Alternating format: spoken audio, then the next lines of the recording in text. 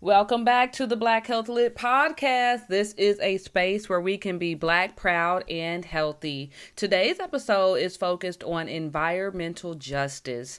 As a reminder, the Black Health Lit podcast is for educational and informational purposes only and does not constitute providing medical advice.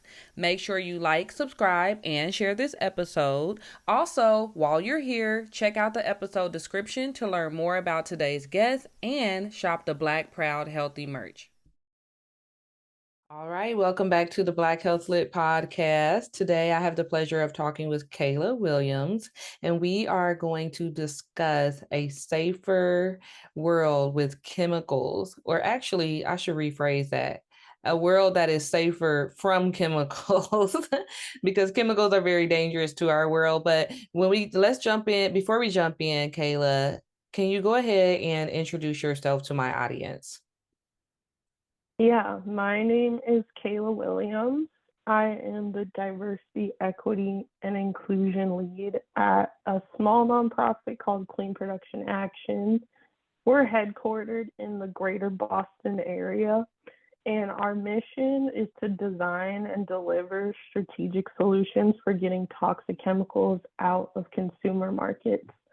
And we do that through a variety of programs, including different tools for hazard assessment, methodology, and different networks for investors and businesses to be active and kind of learn about our suite of tools and how they can implement them to enact best practice around chemicals management.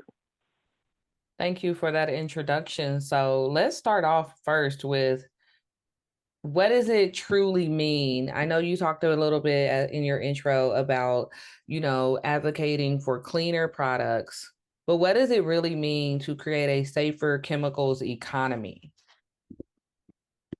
Yeah, I think that's a huge question because I think there's a lot of misconceptions around the chemicals that are currently available in our marketplace. I think most consumers assume that the regulatory bodies, governmental bodies in the United States, I'll just speak for the United States, assume that those regulations are protective of people and human health. Unfortunately, regulatory requirements, they just don't go far enough to actually ensure chemical safety for human health and the environment. So there's a lot of chemicals on the market. There's millions, and most of them are completely unregulated. So I think the first part of creating a safer chemicals economy is to enact real policy that would actually enforce the existing legislation that we have around what is safe for people to use, whether that's home healthcare beauty products like toothpaste or shampoo, or your clothing, or the cleaning products you're using around your house, your furniture, fabric, all of that is processed with chemicals, even if they don't have chemical ingredients. So first I would say just more protective legislation and regulatory practice. I'm not super hopeful about that, like within my lifetime. So then I think the next part of it is for companies to eliminate the hazard of toxic chemicals simply by not using them. Yeah. So there's a lot of different research, a lot of different certifying bodies like Clean Production Action that will screen chemicals for hazard. And I'm talking about a hazard first approach to chemicals. So there's things like risk assessment and risk analysis, which is good to have, but hazard first approach is inherently more protective because you're not doing the risky thing yet. You're Right. mitigating the potential for risk when you focus on hazard. When you take a risk-based approach, it's like, okay, something bad already happened because you were Right. doing this risky behavior. So I think it's really on companies, manufacturers, and retailers to engineer out the chemical danger of their products.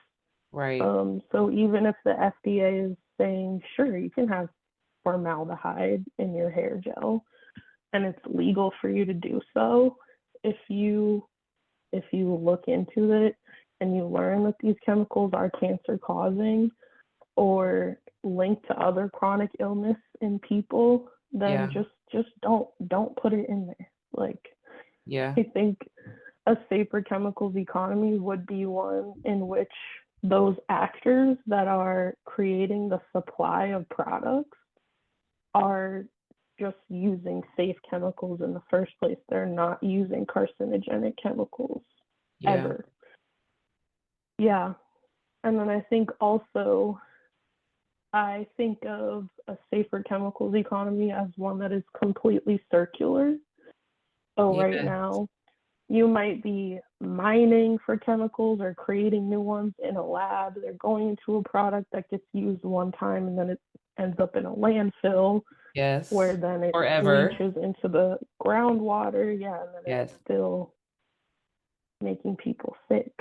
But if you re-engineer your product to include safer chemicals, you have more opportunity to continue to reuse them in lots of different ways, and you don't have to Yeah. worry about the negative impacts of having them go to a waste facility or like being incinerated or Right. something. Yeah, like that. So that's an excellent explanation. It's all first, it sounds like it's all connected. So, how products and household goods and things that we use in our everyday lives are created, how the materials to create those items and products are mined, so gathered essentially, and then really regulation on what is allowed, how much is it allowed of it is allowed, and really taking a step back and saying, is this something that is our carcinogen, which is cancer causing? And if so, as a business owner or corporation, because these are mostly corporations, how important is it to me as a corporation, the future of the human race? Basically, it's a moral question. I understand there's a huge capitalism piece to that, Yeah, and corporations are designed to make money in this country, but also the world can't exist without people. So there needs to be some sort of consideration for, maintaining life, human life, without morbidity, because yeah, to be alive and to be sick is also not cool, you know? yeah. Some of the corporate actors that I interact with, unfortunately, don't have a regard for human life. But if you are only going to think about it in terms of financial bottom lines, it's still best business practice to use safer chemicals because you mitigate business risk of being sued in the future, like we've seen with Monsanto or Johnson and Johnson having talc in their baby powder. Like, Yeah, if you do what is right for people in the planet, it just will make more sense financially because you're protecting yourself from really bad things coming back to you for what you choose, what you've chosen to include in your formulations for products. right. So let's talk a little bit about environmental justice, Kayla. I remember hearing this term a few years ago and not understanding exactly what that meant. I actually had a conversation with my sister, who's a chemical engineer, and my mother, who's a registered nurse. And I was like, this sounds like something made up. I was like, Yeah. oh, well, here we go, making up job titles. But this is something that's very real and something that is very important. So, can you talk a little bit about what environmental justice is and why it's important that there are people working for environmental justice? Yeah. So the EPA defines environmental justice as the fair treatment and meaningful involvement of all people, regardless of race, color, national origin, income, all that, with respect to the development and implementation and enforcement of environmental laws, regulations, and policies. Okay. So there's a good chance that if you grew up Black in America, you experienced environmental injustice without realizing it. Okay. That's what I learned after I became familiar with this term and this movement. So I grew up in a town called Red Bank, New Jersey, on the west side, where pretty much all the people of color live. And there, only on that side of town is where you would find like the factory that was making metal washers and our dump and the swamp that they were dumping the trash in. So that's an example of, you know, people who are already made vulnerable by systemic racism or injustice not being included at all when it came to the decision making about what was going to happen to the natural environment around us. So, other examples of environmental injustice is like just going way back in time to Levittown, which was a town that got built on a toxic waste site, Oh, or having a chemical manufacturing company come in to a low income area because they can buy land for cheap there because it's only people of color who live there. And then they build a huge chemical manufacturing plant that is going to pollute everyone and everything around it. So, environmental justice is really just about putting the power back in the hands of fence line communities of people on the ground who just have a say in what happens to the place that they live. A lot of the time, people experience environmental injustice because they don't have access to resources that others do. When you have more community influence, you don't have the power, the social clout, or the money to advocate for the rights of your community. So things just kind of happen to you instead of being included in that. okay. That's a really good explanation. And I'm sure that people, as they're listening to this, can look around their own neighborhoods, especially if they're Black or BIPOC, and say, yeah, my neighborhood has been transformed into a wasteland or a place to throw away things or build, plants that may let off toxic chemicals. So like, for example, I live in their inner city now, and I used to live in the suburbs of Columbus, Ohio, but I moved inner city when I bought my home. And within the first 2 years of living in my home, inner city, a paint plant exploded. And this paint plant is literally less than a mile from my house. But when I lived in the Mm-hmm. suburbs, there was nothing like that at all. Like no plants, no toxic waste, nothing that was dangerous like that. And so it's just interesting to look around your neighborhood, even if you don't live in inner city, if you live in a diverse neighborhood, if you live in a Black neighborhood, definitely there is a difference. Your zip code can dictate a lot of health outcomes for so many reasons, unfortunately. Yeah, so I would say the part of the environmental justice movement is just working towards a world where it doesn't matter where you live or what you do for work or what your race is. No one should be subject to environmental dangers that are preventable if policymakers and corporate actors were really just taking human health into heart. Right.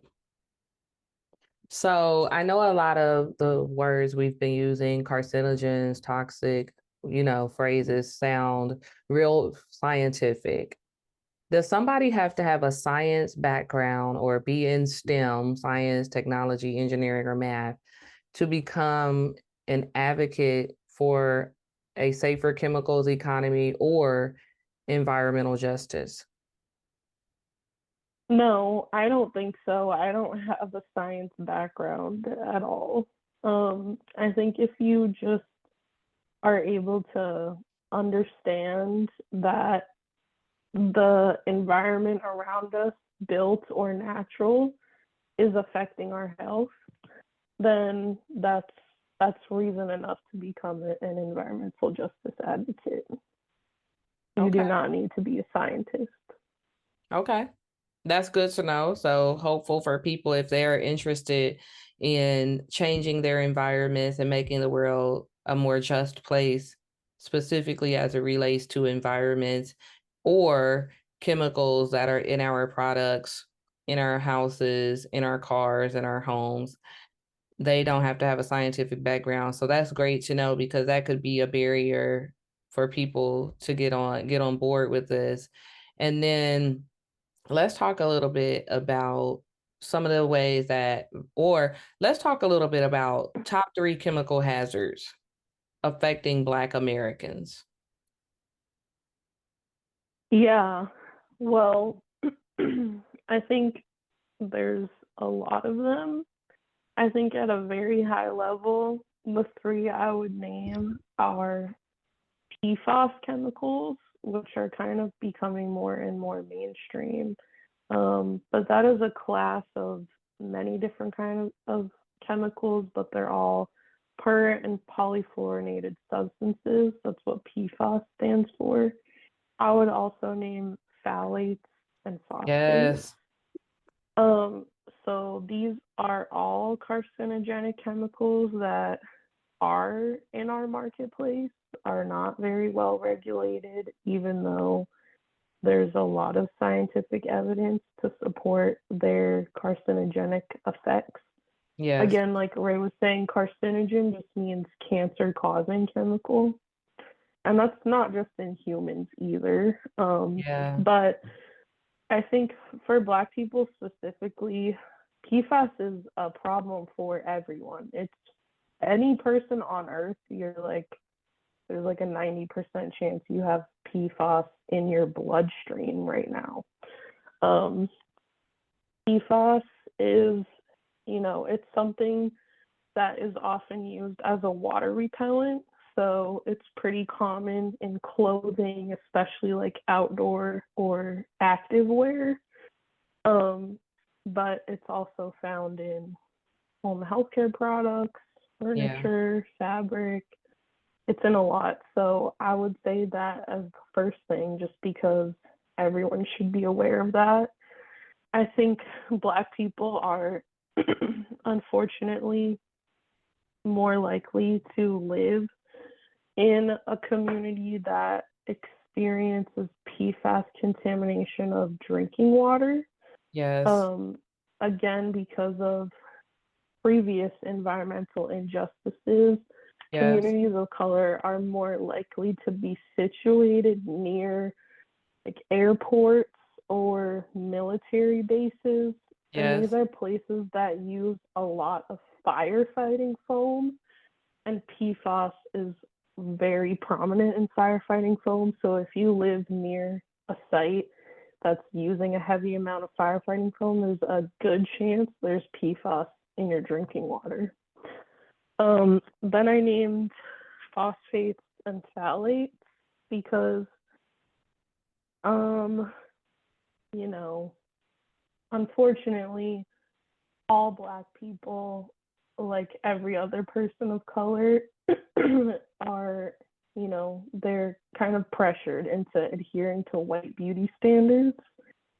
And so if you are doing what you can to attain a look that is aligned with white beauty standards, you might be using hair straighteners, you might be using skin lighteners, other kinds of products that will, you know, get you closer to your beauty goals.